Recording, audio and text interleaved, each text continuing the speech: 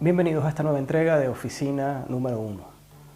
En esta oportunidad, más que presentar un conjunto de reseñas o comentarios críticos sobre novelas, lo que quisiera hacer es una introducción, dar un abrebocas y compartir con ustedes unas crónicas de mis lecturas personales sobre algunos autores uruguayos que descubrí hace unos años leyendo un ensayo de Fernando Ainza sobre narrativa latinoamericana.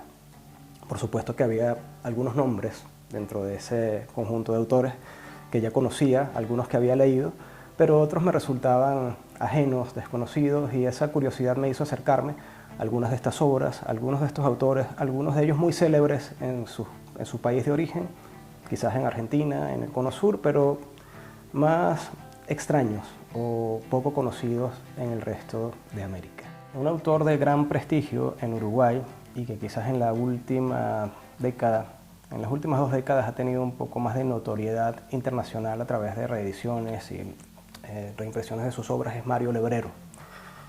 Como les decía al inicio, fue un hombre que conocí a través de la presentación ensayística que hizo Fernando Ainza en algunos de sus ensayos, y la primera obra que tuve la oportunidad de conocer, de disfrutar, de leer, fue la novela corta Dejen todo en mis manos. Si nos acercamos a la biografía de Lebrero, vamos a encontrar que es un autor inclasificable, diverso, versátil, interdisciplinario, un tipo que hacía no solo novela y cuentos, sino que también hacía cómics, guiones, muy reconocido en el Uruguay, y su novela Dejen todo en mis manos creo que es un interesante punto de partida para conocer toda su obra narrativa, vasta, amplia, de un gran valor literario. Esta pequeña novela es un falso policial en la que se le encarga a un escritor ir en búsqueda de otro escritor desconocido en el Uruguay profundo, en un pueblo adentro de Uruguay, porque hay un manuscrito firmado por un tal Juan Pérez que no se sabe a quién le pertenece, no se sabe quién es el autor, y hay una gran efervescencia, curiosidad, fascinación alrededor de esta obra. Entonces nuestro protagonista debe ir en búsqueda de este personaje oculto, taimado, y para eso se entrevista con todas las personas del pueblo. Y ahí aparecen una serie de personajes pintorescos, los borrachos del pueblo, las prostitutas, la gente de la calle, y va ahí un poco develándose quién es este Juan Pérez. Esa es la historia que modela Mario Lebrero en esta novela corta, que es un abreboca para conocer a este autor que tiene una obra mucho más amplia. Por asuntos de tiempo se me ha sido imposible para mí hacerle el seguimiento que merece, pero como les decía al inicio, simplemente quiero invitarlos a conocer la obra del autor. Otro buen amigo, autor presentado por Ainza en su ensayo sobre literatura latinoamericana, autor uruguayo, es Hugo Burel.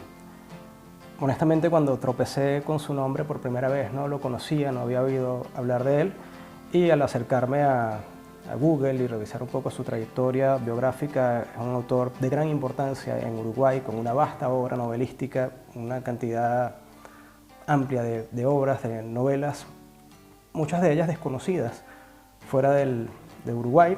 La primera que cayó en mis manos fue Tijeras de Plata y realmente es espléndida.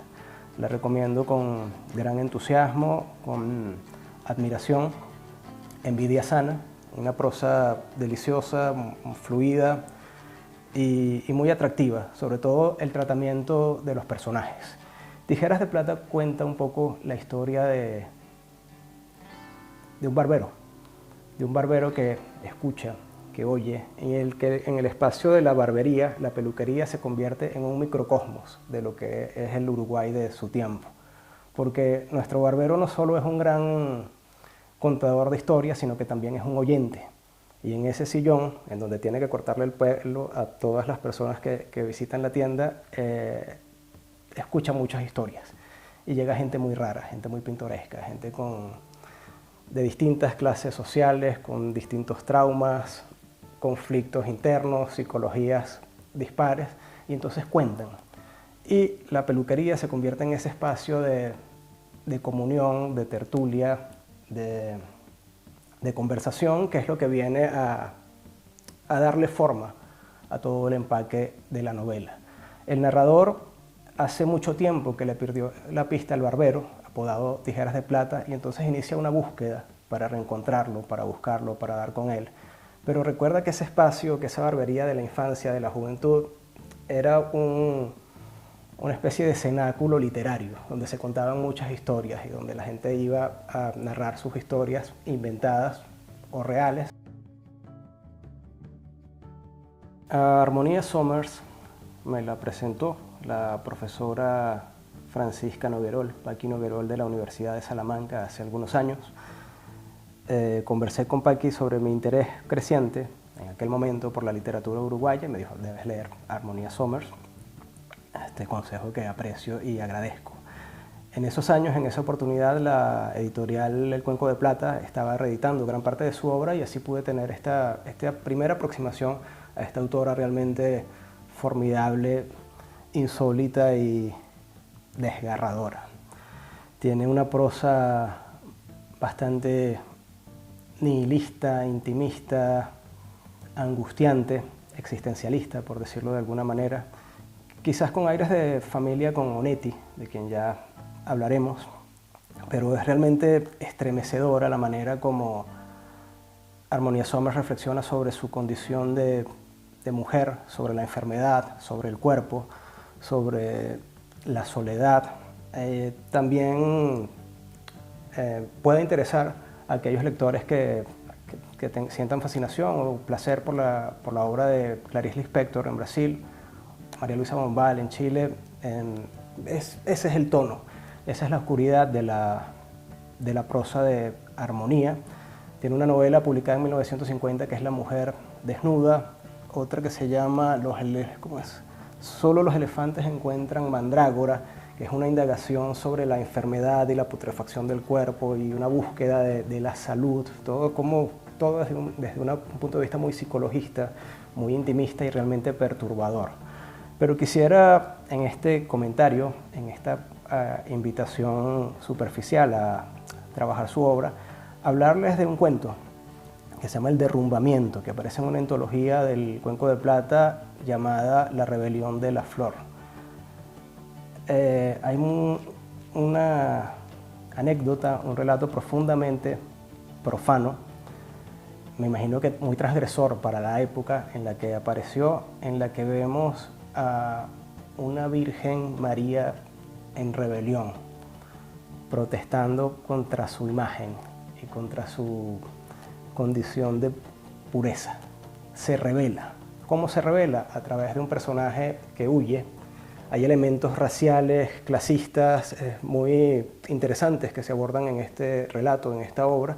Y aquí tenemos a un asesino atormentado que busca refugio en una casa y establece un diálogo alucinado y perturbador con una imagen de la Virgen que de repente cobra vida.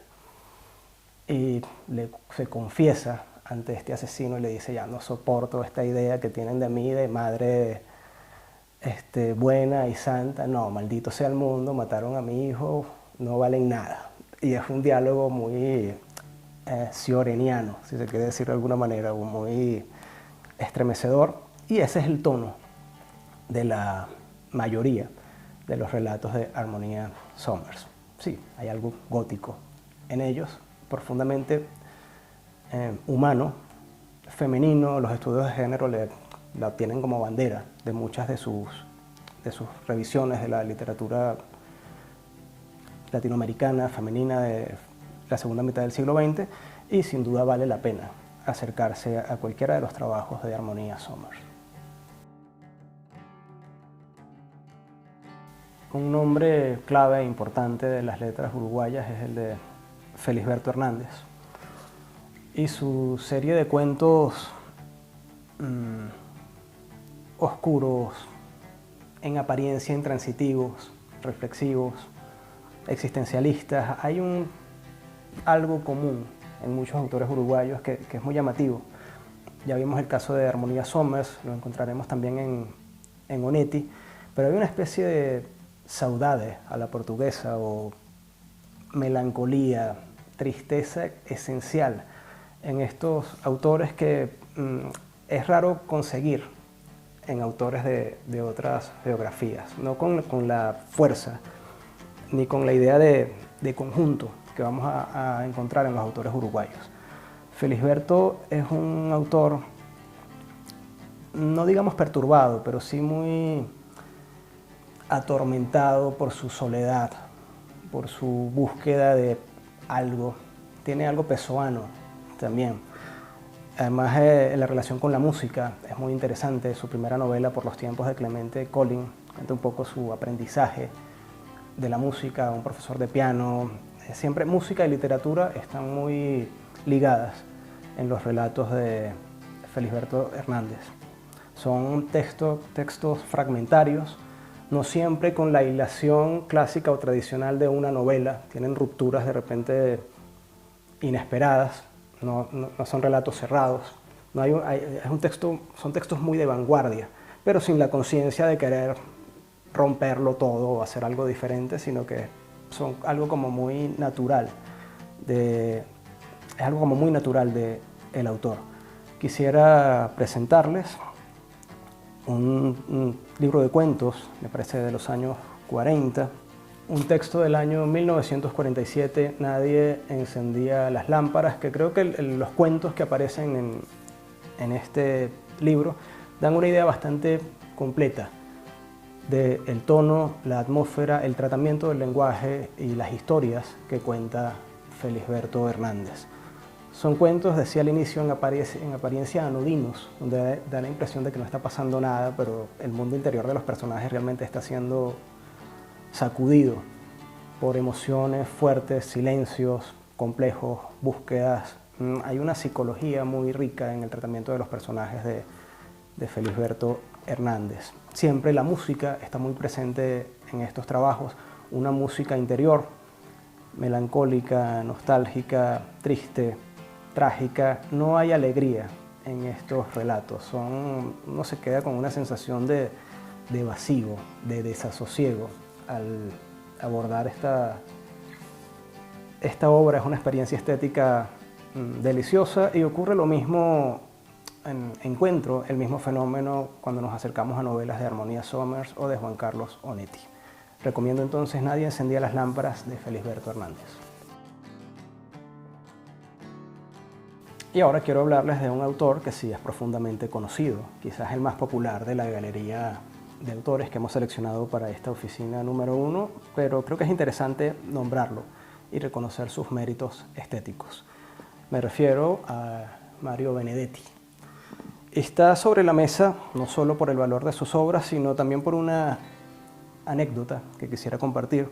Hace algunos años, en algún congreso literario, donde va gente que sabe mucho, y expone su sabiduría, algunos con humildad y otros con arrogancia, un célebre escritor contemporáneo se dedicó su ponencia a descalificar el trabajo de Mario Benedetti, a despotricar contra su legado y a afirmar a viva voz que su obra no tenía valor, con el argumento de su popularidad, que esa parece ser algún prejuicio de muchas academias, de muchas celebridades, que es que si eres popular eres malo. O sea, si la gente común lee tu obra, entonces esa obra no tiene valor porque se masificó. Y al ser masificada, entonces no sirve para nada. Y entonces Haruki Murakami es terrible porque a la gente le gusta. Y nosotros, los sabios, descalificamos lo que la gente aprecia. A mí me dejó un muy mal sabor de boca aquella presentación y me motivó a releer algunas cosas de Benedetti y, en mi soledad, refutar a este sabio que no sabemos si dentro de 10 años se seguirá leyendo, cosa que no ocurre con Benedetti, cuya obra se sigue editando y leyendo. Es verdad que su poesía se ha vuelto muy popular, se incluye en agendas, en GIF, quizás en memes, es algo masificado, pero eso no le resta valor al aporte literario de Mario Benedetti. Novelas como La tregua, Primavera con una esquina rota, entre otras, hablan por sí solas, defienden un legado, un trabajo, un oficio, pero yo quisiera presentarles ahora el libro de cuentos montevideanos, publicado en 1959. Este fue uno de los primeros libros que yo compré cuando entré a la Universidad Central de Venezuela en 1996 en el pasillo de Ingeniería. Me lo vendió un librero llamado Alfredo, que no sé si vive, si sigue allí. Y Montevideano fue mi primer acercamiento a Mario Benedetti. Lo recordaba con afecto y revisar estos textos para presentar esta oficina revivió ese afecto y fortaleció la refutación a la celebridad a la que les hacía mención hace un momento. Estos son cuentos urbanos, cuentos de ciudad, cuentos de burocracia. Los personajes de Benedetti son oficinistas, empleados, carteros, gente que está ocupada y que no tiene tiempo para soñar, que sus fantasías están totalmente enajenadas y alienadas y están totalmente inmersos en la ciudad de Montevideo, y ese sentido urbano se puede traspolar, creo yo, a cualquier otra ciudad latinoamericana, y eso es uno de los valores del trabajo de Benedetti. Estos personajes es fácil empatizar con sus angustias, con su estrés, con su falta de tiempo para vivir. Repito entonces, el libro de cuentos montevideanos, incluido en esta compilación de Sex Barral, un autor con una obra cuentística amplia, novelística enorme y una personalidad intelectual fundamental en la historia de América Latina. Otro nombre fundamental de las letras uruguayas es el de Cristina Peri Rossi, novelista, cuentista, poeta, intelectual comprometida con la vida política del Uruguay. Quisiera presentarles brevemente un libro de cuentos llamado La tarde del dinosaurio. Es un conjunto de relatos que me genera cierta inquietud, sorpresa, marasmo, porque la crítica especializada, incluido Julio Cortázar, quien hace el prólogo, lo inscribe dentro de la tradición del relato fantástico. Pareciera que sus historias estuvieran familiarizados con Edgar Allan Poe, Horacio Quiroga, o con parte de la obra del mismo Cortázar, quien describe estos cuentos como habitaciones de una casa fantasmagórica, que tuviese estos elementos quizás góticos, fantásticos, y mi lectura no encuentra esas sombras, esas presencias ominosas. Tengo la impresión de que son relatos mucho más intimistas, domésticos, psicológicos, en los que la autora nos muestra personalidades rotas, que se sienten solas, quizás abandonadas, quizás tristes, alegres por momentos, pero echo de menos ese elemento fantástico que le atribuyen los expertos.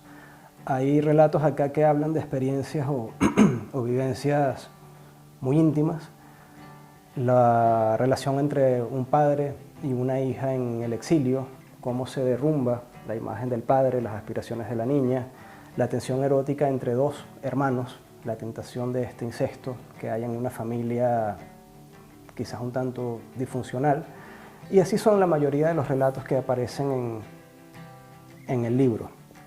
Sin duda, esos elementos a los que aluden los expertos estarán aquí. Algo hay en el tratamiento de la prosa, no sé si en otros trabajos de Peri Rossi, que no he tenido la oportunidad de revisar, pero es interesante sin duda el complemento o el contraste entre esta vivencia tan personal, tan privada, tan íntima, tan doméstica y esa atmósfera que otros lectores reconocen en estos trabajos.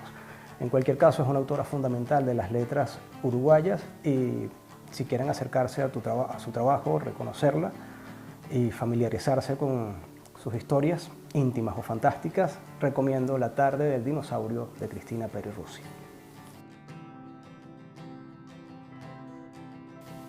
Y para cerrar esta oficina número 1, en la que comentamos la obra de algunos autores uruguayos, no podemos dejar de mencionar quizás a la personalidad literaria más importante de este país, a mi juicio, que es Juan Carlos Onetti. Onetti es realmente un autor formidable. Reconocer su excelencia, su talento, su calidad es redundar. Es uno de los grandes escritores latinoamericanos del siglo XX y simplemente, más que recomendar una obra en particular o enfocarnos en el análisis de una de sus novelas, invitar al público lector a acercarse a la obra vasta, profunda y atormentada de Juan Carlos Onetti. Mi primer acercamiento a Onetti también fue en mis años universitarios, 1990 y tanto. Cayó en mis manos el ejemplar de la Biblioteca Ayacucho de Onetti, donde estaba El astillero, Junto a cadáveres y algunos de sus cuentos. Y fue cuando conocí por primera vez a Larsen, el protagonista de muchas de estas historias, todas conectadas realmente con una visión de obra general muy impresionante, muy estremecedora. Y desde ese momento Onetti es un autor de cabecera al que visito con frecuencia y que no deja de estremecerme y de sacudirme. Cada nueva lectura es diferente, no son historias con un argumento concreto que se recuerda y se cuenta. No, es una prosa viva, dinámica y muy cambiante. Es interesante acercarnos al ensayo de Mario Vargas Llosa, El viaje de la ficción, donde nos cuenta un poco no solo la biografía de Onetti, sino la trascendencia y la importancia de su obra para las letras universales, no solo latinoamericanas. Reconoce Vargas Llosa en ese ensayo, por ejemplo, que Onetti estaba haciendo cosas a finales de los años 30 que ya se estaban haciendo en Francia, con el existencialismo de Sartre y Camus, y no lo hacía por influencia o porque los hubiera leído, sino que era como una especie de vasos comunicantes ocultos que en el mundo estaban pasando algunas cosas, y la manera de Onetti de descifrar y traducir esa angustia vital era haciendo estas obras como El Pozo, más adelante Los Adioses, el mismo Astillero, Junto a cadáveres. Hay también en este autor una influencia valiosísima, quizás de las más claras, en la tradición literaria latinoamericana, incluso más que en García Márquez, que también se reconocía heredero de. Estamos hablando de William Faulkner, quien mejor traduce y hace realmente arte con la influencia de Faulkner en América Latina, es Juan Carlos Onetti con la invención de Santa María, ese condado donde transcurren gran parte de sus historias. Es una obra de profunda oscuridad, de atormentado existencialismo, mortificación, pesimismo. No hay esperanza en las novelas de Onetti, y la manera como lo describe, como lo evoca, como hace que sus personajes se pierdan en ese marasmo, en ese mundo tan hostil, es realmente ejemplar. Una prosa muy bien cuidada, muy contundente en algunas de sus afirmaciones, en la manera tajante como describe la pérdida de la fe. Y la invención de la ficción, dirá Vargas Llosa en el ensayo, viene a ser como la única salida. Lo que nos queda es la fantasía, lo que nos queda es la capacidad de inventar. Solo podemos soñar a través de la ficción, porque el mundo real, en muchos de los personajes de Onetti, para muchos de los personajes de Onetti, está podrido. Espero que hayan disfrutado esta nueva entrega de Oficina número 1. Pueden seguirme en el canal de YouTube o mi cuenta de Instagram, @e.sanchezrugeles. Nos vemos en una próxima oportunidad. Muchas gracias.